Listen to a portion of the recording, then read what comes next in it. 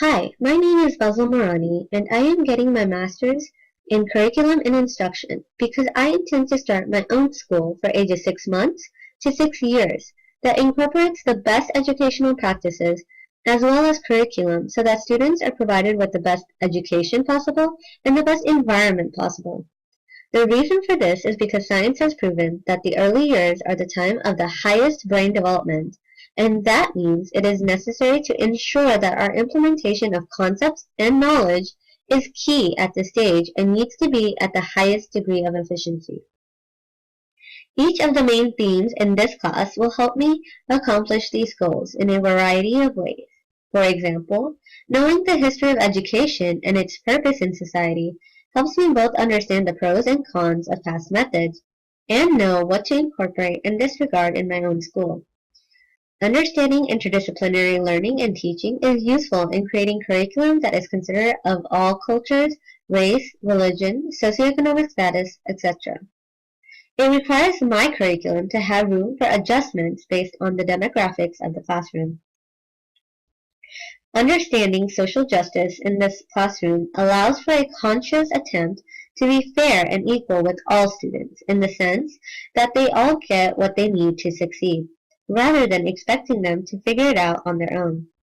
Knowing the learning theories helps me develop classrooms based on each student's own approximate development rather than age. I would see the student's ability level in each area and create an environment for them accordingly. It also assists me by knowing the developmental stages and approximate ages to be able to come up with a developmentally appropriate activities and lessons for the students. Allowing students to self-direct learning to a certain extent based on their age will be a key component of my school structure by providing a democratic environment for the students. Teaching students in relation to real-life situations is a great way for students to internalize and practice concepts. For example, shopping instances where they practice budgeting and math. The sociopolitical aspect of education can be best described in the YouTube video called The People versus the School by Prince Ia, where education is meant to prepare students based on what the government and society wants and expects rather than what the students need. Education must change with society just as technology and the environment have changed. We need to test students based on their expertise rather than standards. In one of the modules, there were details of how economic statuses of students determined what kind of educational experience a student gets. For students who were in the minority or were expected to do manual labor, the education was memorization-based and required little to no critical thinking, while students in the upper class that were expected to run businesses were provided with an education that required plenty of self-dictation and creative thinking. Key theories in diverse educational environments develop due to the extent of which the methods help the students' progress. The methods that are most effective through a wide variety of populations become key theories for others to use and take notes from.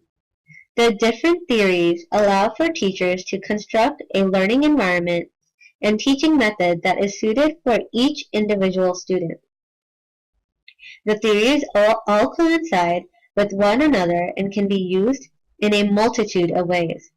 For example, using the zone approximal development to see where a student needs assistance, and then using project-based learning to create a stepping stone for them to become self-directed learners is a great way to merge social constructivism with constructionism. Diverse learners get an interdisciplinary experience due to the use of multiple theories. The theories allow for a merged concept that creates an opportunity for students with all learning styles to succeed. To implement my learning in this course, I would create a democratic classroom where the students have a say in the learning and activities.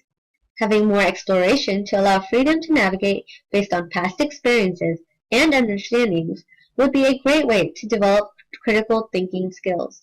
Additionally, I would model assignments, leaving the results open-ended, or show the outcome, leaving the process up to the students. Some of the theories correlate to my exploration of center-based learning in a democratic classroom for the early childhood students. I would make sure that I get background knowledge of the students before the first class. This would be in the form of surveys and discussions during the first parent-teacher conference.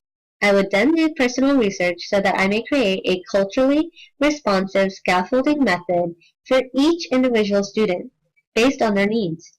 I would have training sessions for my teachers that included myths and stereotypes debunking, terminology and what they represent, classroom expectations on how to respond to questions and topics to cover, teachers' code of conduct, laws, and activities or lesson plans for discussing diverse family structures to use within the classroom.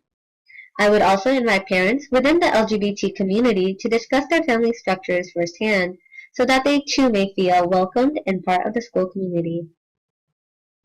I would have a special education program within my school that would allow specialized teachers to work with the students with disabilities within a regular classroom setting. They would also be provided with training on positive behavior management for extreme situations and how to communicate with parents of the students. The students would be provided with the same opportunities as students without disabilities, and progress would be recorded to better assist the students in the integrated setting.